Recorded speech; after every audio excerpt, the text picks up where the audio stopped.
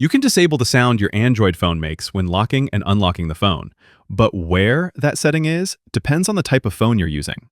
The quick and easy way to do this on most Android phones is to go to Settings, and then use the search tool to search either for Screen Locking Sound or Screen Lock.